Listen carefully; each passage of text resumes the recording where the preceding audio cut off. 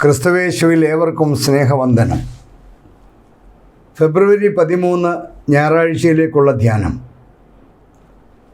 ഇന്നത്തേക്ക് നൽകിയിരിക്കുന്ന ചിന്താവിഷയം മഹത്വകരമായ ദൈവിക സൃഷ്ടി എന്നതാണ്. ദൈവ സൃഷ്ടിയുടെ മനോഹാരിതയെയും അതിൻ്റെ നിഗൂഢതകളെയും ഒക്കെ വിവരിക്കുന്ന വേദഭാഗങ്ങളാണ് ഇന്ന് ധ്യാനത്തിനായി നൽകിയിരിക്കുന്നത്. ഉൽപ്പത്തി പുസ്തകം 1, 2 അധ്യായങ്ങളാണല്ലോ ദൈവ സൃഷ്ടിയുടെ ആദ്യ വേദപുസ്തക വിവരണം. നൂറ്റാണ്ടുകളായി അവയെ വിവിധ തരത്തിൽ വ്യാഖ്യാനിച്ച് ദൈവത്തിൻ്റെ സൃഷ്ടിയെക്കുറിച്ച് എല്ലാം അറിയാം എന്ന് അഭിമാനിക്കുന്ന ആളുകളാണ് നമ്മൾ. ദൈവസൃഷ്ടിയെക്കുറിച്ച് എല്ലാം തങ്ങൾക്കറിയാം എന്ന വേദപുസ്തക വിദഗ്ധന്മാരും ദൈവശാസ്ത്രപരമായി തങ്ങൾ പറയുന്നതാണ് ആധികാരികം എന്ന് ദൈവശാസ്ത്രജ്ഞന്മാരും, അതല്ല തങ്ങൾക്കാണ് അതെല്ലാം അറിയാവുന്നത് എന്ന് പ്രകൃതി ശാസ്ത്രജ്ഞന്മാരുമെല്ലാം കുത്തകാവകാശം പ്രഖ്യാപിച്ച് പഠിപ്പിക്കുന്ന ഒരു ലോകത്തിലാണ് നാം ഇന്ന് ജീവിക്കുന്നത്. അതുകൊണ്ട് തന്നെ ഈ പ്രപഞ്ചത്തിലെ ഓരോ സൃഷ്ടിയെക്കുറിച്ചും ഈ പ്രപഞ്ചത്തെക്കുറിച്ചും അതിൻ്റെ ഭാവിയെക്കുറിച്ചുമൊക്കെ ഈ കൂട്ടരെല്ലാം ആധികാരികമായി സംസാരിച്ചുകൊണ്ടേയിരിക്കുകയാണ്. എന്നാൽ ഓരോ നിമിഷവും ഈ പ്രപഞ്ചത്തിൽ സംഭവിച്ചുകൊണ്ടിരിക്കുന്ന കാര്യങ്ങളെക്കുറിച്ച് ഒന്നും പറയാനില്ലാതെ എല്ലാവരും തന്നെ വിഷണ്ണരായി നിൽക്കുകയാണ് എന്നതാണ് പരമാർത്ഥം. മനുഷ്യൻ തന്നെ ദൈവത്തിൻ്റെ സൃഷ്ടിയിലെ ഒരു ഘടകം മാത്രമാണെന്നും അതുകൊണ്ട് തന്നെ അവൻ്റെ അറിവുകൾക്ക് പരിമിതികളുണ്ടെന്നും വേദപുസ്തകം നമ്മെ പഠിപ്പിക്കുന്നുണ്ട്. ഉൽപ്പത്തി പുസ്തകം ദൈവ സൃഷ്ടിപ്പിനെക്കുറിച്ച് വിശദമായി നമ്മെ പഠിപ്പിക്കുന്നുണ്ട് എങ്കിലും വേദപുസ്തകത്തിലെ പദ്യവിഭാഗം ദൈവ സൃഷ്ടിയുടെ അപാരതയെ അതിമനോഹരമായി വിവരിക്കുന്നുണ്ട്. ഉദാഹരണമായിട്ട് പല സങ്കീർത്തനങ്ങളിലും എഴുത്തുകാർ ദൈവ സൃഷ്ടിയെ വാഴ്ത്തി പാടുന്നത് നാം വായിക്കുന്നുണ്ട്. 1-2 ഉദാഹരണങ്ങൾ ചൂണ്ടിക്കാണിക്കാം. 8-ാം സങ്കീർത്തനത്തിൽ സങ്കീർത്തനക്കാരൻ പറയുന്നു, നിൻ്റെ വിരലുകളുടെ പണിയായ ആകാശത്തെയും നീ ഉണ്ടാക്കിയ ചന്ദ്രനെയും നക്ഷത്രങ്ങളെയും നോക്കുമ്പോൾ മർത്യനെ നീ ഓർക്കേണ്ടതിന് അവനെന്ത്, മനുഷ്യപുത്രനെ നീ സന്ദർശിക്കേണ്ടതിന് അവൻ എന്തുമാത്രം. 3-4 വാക്യങ്ങൾ. 19-ാം സങ്കീർത്തനം തുടങ്ങുന്നത് ആകാശം ദൈവത്തിൻ്റെ മഹത്വത്തെ വർണ്ണിക്കുന്നു, ആകാശവിധാനം അവൻ്റെ കൈവേലയെ പ്രസിദ്ധമാക്കുന്നു എന്ന് പറഞ്ഞുകൊണ്ടാണ്. അങ്ങനെ എത്രയോ സങ്കീർത്തനങ്ങളിൽ ദൈവത്തിൻ്റെ സൃഷ്ടിയെ പ്രകീർത്തിക്കുന്നുണ്ട്. എന്നാൽ ഉൽപ്പത്തി പുസ്തകത്തിലെ ദൈവ നിയോഗത്തെ തെറ്റായി വ്യാഖ്യാനിച്ച് ദൈവത്തിൻ്റെ മറ്റ് സൃഷ്ടികളെ മനുഷ്യൻ വല്ലാതെ ചൂഷണം ചെയ്യുകയും ദൈവം നല്ലത് എന്ന് കണ്ട സൃഷ്ടിയെ മനുഷ്യൻ വികലമാക്കുകയും ചെയ്തു എന്നത് നിഷേധിക്കാനാവാത്ത സത്യമാണ്. മനുഷ്യൻ്റെ അബദ്ധ വിചാരങ്ങൾക്ക് ചില സങ്കീർത്തന വാക്യങ്ങൾ പ്രോത്സാഹനമേകി എന്നാണ് എൻ്റെ വിചാരം. ഉദാഹരണത്തിന് 8-ാം സങ്കീർത്തനത്തിലെ തന്നെ ചില വാക്യങ്ങൾ ശ്രദ്ധിക്കുക. 5 മുതൽ 8 വരെയുള്ള വാക്യങ്ങൾ. നീ അവനെ ദൈവത്തെക്കാൾ അല്പം മാത്രം താഴ്ത്തി തേജസ്സും ബഹുമാനവും അവനെ അണിയിച്ചിരിക്കുന്നു. നിന്റെ കൈകളുടെ പ്രവൃത്തികൾക്ക് നീ അവനെ അധിപതിയാക്കി സകലത്തെയും അവൻ്റെ കാൽ കീഴെയാക്കിയിരിക്കുന്നു. ആടുകളെയും കാളകളെയും എല്ലാം, കാട്ടിലെ മൃഗങ്ങളെയൊക്കെയും, ആകാശത്തിലെ പക്ഷികളെയും, സമുദ്രത്തിലെ മത്സ്യങ്ങളെയും, സമുദ്രത്തിൽ സഞ്ചരിക്കുന്ന സകലത്തെയും തന്നെ. എന്നാൽ മനുഷ്യനെക്കുറിച്ചുള്ള ദൈവോദ്ദേശം എന്ത് എന്ന് ഉൽപ്പത്തി പുസ്തക വ്യാഖ്യാനത്തിൽ ഞാൻ വിശദമായി സമർത്ഥിച്ചിട്ടുണ്ട്. കൂടുതൽ വിവരങ്ങൾക്ക് എൻ്റെ ഉൽപ്പത്തി പുസ്തക വ്യാഖ്യാനത്തിൻ്റെ എപ്പിസോഡുകൾ ശ്രദ്ധിക്കാനായി ഞാൻ നിങ്ങളോട് അഭ്യർത്ഥിക്കുകയാണ്. ഇന്നത്തെ ധ്യാനവുമായി ബന്ധപ്പെട്ട് നമുക്ക് നൽകിയിരിക്കുന്ന വേദഭാഗങ്ങൾ ദൈവത്തിൻ്റെ സൃഷ്ടിയെക്കുറിച്ചുള്ള ഒരു പുനർവായനയ്ക്ക് നമ്മെ പ്രേരിപ്പിക്കുന്നു എന്നാണ് എൻ്റെ വിചാരം. ഇന്നത്തെ ഒന്നാം പാഠം ഇയ്യോബിൻ്റെ പുസ്തകം 39-ാം അധ്യായം 1 മുതലുള്ള വാക്യങ്ങൾ ദൈവ സൃഷ്ടിയുടെ അപാരതയെ തുറന്നു കാണിക്കുന്ന വേദഭാഗമാണ്. പദ്യവിഭാഗത്തിൽ ഉൾപ്പെടുത്തിയിരിക്കുന്നൊരു പുസ്തകമാണ് ഇയ്യോബിൻ്റെ പുസ്തകം. വാസ്തവത്തിൽ ഇയ്യോബിൻ്റെ പുസ്തകം 38 മുതൽ 41 വരെയുള്ള വാക്യങ്ങൾ യഹോവയായ ദൈവം ചുഴലിക്കാറ്റിൽ നിന്ന് ഇയ്യോബിനോട് പറയുന്ന വാക്കുകളാണ്. ദൈവ സൃഷ്ടിയിലെ പ്രധാനി എന്ന നിലയിൽ മനുഷ്യന്, അതും ഇയ്യോബിനെ പോലെയുള്ള മനുഷ്യന്, ദൈവത്തോട് നേരിട്ട് ചില ചോദ്യങ്ങൾ ചോദിക്കുവാൻ അവകാശമുണ്ട് എന്ന് പറയുമ്പോൾ യഹോവ ഇയ്യോബിനെ നേരിടുന്നത് ചുഴലിക്കാറ്റിൽ കൂടെയാണ്. ഇവിടെ ഇയ്യോബിന് നീതിയോ നന്മയോ ഒന്നും യഹോവയുടെ വാക്കുകളിൽ പരാമർശിക്കുന്നേയില്ല. പകരം തൻ്റെ മറ്റ് സൃഷ്ടികളുടെ അപാരതയെ വിവരിച്ച് ഇയ്യോബിനെ ദൈവം വെല്ലുവിളിക്കുകയാണ്. 38-ാം അധ്യായം ആരംഭിക്കുന്നത് തന്നെ സർവ്വ സൃഷ്ടിയെയും ഉളവാക്കി പരിപാലിക്കുന്ന യഹോവയുടെ ജ്ഞാനത്തോട് തുലനം ചെയ്യുമ്പോൾ ഇയ്യോബ് എത്ര നിസ്സാരനാണ് എന്ന് പറഞ്ഞുകൊണ്ടാണ് ആ 38-ാം അധ്യായം ആരംഭിക്കുന്നത്.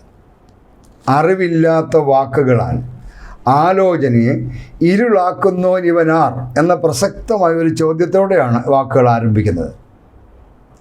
പിന്നീട് 38-ാം അധ്യായം 4 മുതൽ 38 വരെയുള്ള വാക്യങ്ങളിൽ പ്രപഞ്ചത്തെക്കുറിച്ചും അതിൻ്റെ നിഗൂഢതകളെക്കുറിച്ചും വിവരിക്കുകയാണ്. 38-ാം അധ്യായം 39 മുതൽ 39-ാം അധ്യായം 30 വരെയുള്ള വാക്യങ്ങളിൽ കാട്ടിലെ മൃഗങ്ങളെക്കുറിച്ചും ആകാശത്തിലെ പക്ഷികളെക്കുറിച്ചും ഒക്കെ പ്രതിപാദിക്കുന്നു. 40-41 അധ്യായങ്ങളിൽ ജലജീവികളായ ഹിപ്പോപ്പൊട്ടാമസ്, വലിയ ചീങ്കണ്ണി മുതലായവയൊക്കെ എങ്ങനെയാണ് ദൈവത്താൽ നിയന്ത്രിക്കപ്പെടുന്നത് എന്ന് വിവരിക്കുകയാണ്. 38-ാം അധ്യായത്തിൽ ദൈവം ഇയ്യോബിൻ്റെ മുമ്പിൽ തൊടുത്തുവിടുന്നത് ഉത്തരമില്ലാത്ത ചോദ്യങ്ങളാണ്. ആ ചോദ്യങ്ങളിൽ പ്രതിപാദിക്കുന്ന വിഷയങ്ങൾ ഭൂമിയുടെ അടിസ്ഥാനം, അതിൻ്റെ അളവുകൾ, സമുദ്രവും അതിൻ്റെ അതിർത്തിയും, സമുദ്രത്തിൻ്റെ ഉറവുകൾ, അതിൻ്റെ ആഴം, രാത്രിയും പകലും ഉണ്ടാവുന്ന പ്രതിഭാസം, ഹിമം, മഴ, കാറ്റ്, ഇടിമിന്നൽ, മരുഭൂമി, നക്ഷത്രങ്ങൾ, ആകാശത്തിൻ്റെ നിയമങ്ങൾ തുടങ്ങിയവയാണ്.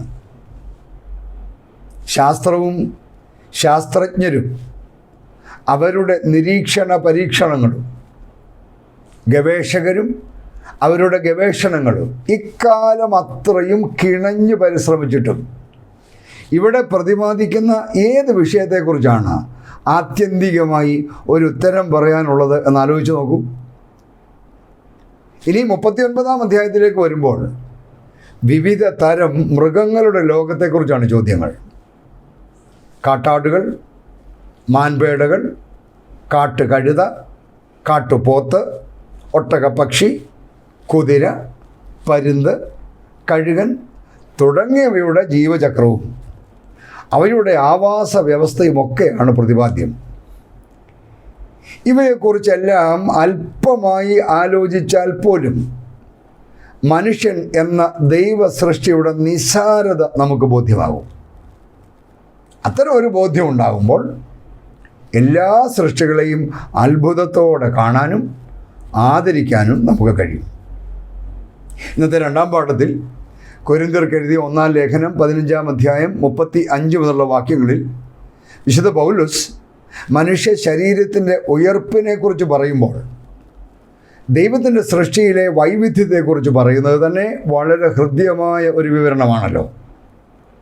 ദൈവം തമ്പുരാൻ ഓരോന്നിനും തൻ്റെ ഇഷ്ടം പോലെയാണ് ഓരോ ശരീരം നൽകുന്നത് എന്ന് പറയുന്നു. സകല മാംസവും ഒരുപോലെയുള്ള മാംസമല്ല. മനുഷ്യരുടെ മാംസം വേറെ, കന്നുകാലികളുടെ മാംസം വേറെ, മത്സ്യങ്ങളുടെ മാംസവും വേറെ, പക്ഷികളുടെ മാംസവും വേറെ. ഈ ഒറ്റ വിഷയത്തിൽ തന്നെയുള്ള വൈവിധ്യം അത്യത്ഭുതം തന്നെയല്ലേ. ഇന്നത്തെ ഏവൻഗെലിയോൻ വിശുദ്ധ മത്തായി എഴുതിയ സുവിശേഷം 6-ാം അധ്യായം 26 മുതലുള്ള വാക്യങ്ങളിൽ ആകാശത്തിലെ പറവകളെയും വയലിലെ പൂക്കളെയും ദൈവം പരിപാലിക്കുന്ന വിധങ്ങളെ പറ്റിയാണ് യേശു കർത്താവ് പറയുന്നത്. ലോകം കണ്ട ഏറ്റവും മഹാനായ ശലോമോനേക്കാൾ ഒരു താമരപ്പൂവിനെ ദൈവം അണിയിച്ചൊരുക്കുന്നതായി പറയുമ്പോൾ ഈ ഭൂമിയിൽ ദൈവം സൃഷ്ടിച്ചിട്ടുള്ള പൂക്കളെക്കുറിച്ച് മാത്രം ചിന്തിച്ചാൽ പോലും നാം അത്ഭുത സ്തബ്ധരായി പോവുകയില്ലേ? അതിന് ശ്രമിക്കാതെ ദൈവനിയോഗത്തെ തെറ്റായി വ്യാഖ്യാനിച്ച് പ്രപഞ്ചത്തിൻ്റെ സന്തുലിതാവസ്ഥ മനുഷ്യവർഗം നാനാവിധമാക്കി കളഞ്ഞതാണ് ഇന്ന് ലോകം അഭിമുഖീകരിക്കുന്ന സകല പ്രതിസന്ധിയുടെയും കാരണം എന്ന് നിസ്സംശയം പറയാം. ഇന്ന് പ്രപഞ്ചം അനുഭവിക്കുന്ന കാലാവസ്ഥാ വ്യതിയാനങ്ങളും അതിൻ്റെ പരിണിത ഫലങ്ങളായ കൊടുങ്കാറ്റുകളും ഭൂകമ്പങ്ങളും സുനാമി പോലെയുള്ള പ്രതിഭാസങ്ങളുമെല്ലാം മനുഷ്യൻ്റെ അനിയന്ത്രിതമായ ആക്രാന്തത്തിൻ്റെ ദുരന്ത ഫലങ്ങളാണ്. ഇയ്യോബിനോട് ദൈവം തൻ്റെ വിവിധ സൃഷ്ടികളെക്കുറിച്ച് സംസാരിക്കുമ്പോൾ ഞാൻ നിന്നെപ്പോലെ ഉണ്ടാക്കിയിരിക്കുന്ന എന്നൊരു പ്രയോഗത്തിലൂടെ ദൈവത്തിന് മനുഷ്യനെ പോലെ തന്നെയാണ് തൻ്റെ മറ്റ് സൃഷ്ടികളും എന്ന് ബോധ്യപ്പെടുത്തുകയാണല്ലോ. ഇയ്യോബിൻ്റെ മറുപടി മാത്രം മതി നമ്മയും അത് ബോധ്യപ്പെടുത്താൻ. ഇയ്യോബ് പറയുകയാണ്, ഞാൻ നിസ്സാരനല്ലോ, ഞാൻ നിന്നോട് എന്ത് പറയണ്ടു, ഞാൻ കൈകൊണ്ട് എൻ്റെ വായ പൊത്തിക്കൊള്ളുന്നു. 40-ാം അധ്യായം 4-ാം വാക്യം. ഇയ്യോബ് തുടരുകയാണ്, എനിക്കറിഞ്ഞുകൂടാതെ വണ്ണം അത്ഭുതമേറിയത് ഞാൻ തിരിച്ചറിയാതെ പറഞ്ഞുപോയി. പ്രിയപ്പെട്ടവരെ, ദൈവത്തിൻ്റെ അത്ഭുതകരമായ സൃഷ്ടികളെ കണ്ട് ദൈവത്തിന് മഹത്വം കൊടുക്കുകയും അവയുടെ വൈവിധ്യത്തിൻ്റെ നന്മകളെ തിരിച്ചറിഞ്ഞ് അവയെ സംരക്ഷിക്കുകയും ചെയ്യേണ്ടതിന് പകരം മുമ്പിൽ കണ്ട എല്ലാറ്റിനെയും ചൂഷണം ചെയ്ത് എല്ലാറ്റിനെയും നാനാവിധമാക്കി കളഞ്ഞതിൻ്റെ പ്രത്യാഘാതങ്ങളാണ് ഇന്ന് പ്രപഞ്ചം അനുഭവിക്കുന്നത്. നമ്മുടെ കൊച്ചു കേരളത്തിന് മാത്രം ചില അനുഭവങ്ങളെ നമുക്കൊന്ന് പരിശോധിക്കാം. ഒന്ന്, ഭൂകമ്പവും ഉരുൾപൊട്ടലും. 2004 ഇന്ത്യൻ മഹാസമുദ്രത്തിലുണ്ടായ ഭൂകമ്പവും അതിനെ തുടർന്നുണ്ടായ സുനാമിയും. 2019 മുതൽ കേരളത്തിൻ്റെ മലയോര മേഖലയിൽ തുടർച്ചയായി ഉണ്ടാകുന്ന ഉരുൾപൊട്ടലുകൾ പുതുമല, കവളപ്പാറ, പെട്ടിമുടി, കൂട്ടിക്കൽ തുടങ്ങിയവയൊന്നും നമ്മുടെ കൺമുൻപിൽ നിന്ന് മാഞ്ഞു പോയിട്ടില്ലല്ലോ. വനനശീകരണവും അനിയന്ത്രിതമായ പാറഖനനവും ഭൂവിനിയോഗത്തിലുണ്ടായ മാറ്റങ്ങളും വീണ്ടുവിചാരമില്ലാത്ത നിർമ്മാണ പ്രവർത്തനങ്ങളുമൊക്കെയാണ് അവയുടെ കാരണങ്ങൾ എന്ന് ഇന്നെല്ലാവർക്കും അറിയാം. 2, പ്രളയം, വെള്ളപ്പൊക്കം. 2018 പ്രളയം ഒരു നൂറ്റാണ്ടിനിടയിൽ കേരളം കണ്ട, അതായത് ഇന്ന് ജീവിച്ചിരിക്കുന്നവരാരും തങ്ങളുടെ ആയുസ്സിൽ കണ്ടിട്ടില്ലാത്ത ഒരു പ്രളയം. ഒറ്റ രാത്രി കൊണ്ട് കേരളത്തിലെ പല ജില്ലകളും വെള്ളത്തിനടിയിലായിപ്പോയ അതിഭീകരമായ പ്രതിഭാസം. ഇന്നും നമുക്കാർക്കും ഞെട്ടലോടെ അല്ലാതെ ഓർക്കാൻ കഴിയാത്ത ഒരു ദുരന്തം. അവിടെ തീർന്നില്ലല്ലോ. തുടർന്ന് 2019 പ്രളയം, 2020 പ്രളയം. മുമ്പ് നാം കേട്ടിട്ട് പോലുമില്ലാത്ത വാക്കുകളായ അതിവൃഷ്ടി, മേഘവിസ്ഫോടനം, ന്യൂനമർദ്ദം, ചക്രവാത ചുഴി തുടങ്ങിയവ നമുക്ക് പരിചിതങ്ങളായി മാറിക്കഴിഞ്ഞു. കാലാവസ്ഥാ വ്യതിയാനവും വനനശീകരണവും മണൽവാരൽ തുടങ്ങി അനിയന്ത്രിതമായ പ്രകൃതി വിഭവങ്ങളുടെ ചൂഷണവുമാണ് അതിന് പ്രധാന കാരണം. 3, വൈറസ് ബാധകൾ. 2006-2007 കാലഘട്ടത്തിലുണ്ടായ ചിക്കൻ ഗുനിയ, അതേ കാലഘട്ടത്തിലുണ്ടായ ഡെങ്കു, 2018 നിപ്പ വൈറസ് ബാധ, 2021 വീണ്ടും നിപ്പ വൈറസ്. 2020 മുതൽ നാം അഭിമുഖീകരിച്ചുകൊണ്ടിരിക്കുന്ന കൊറോണ വൈറസ്.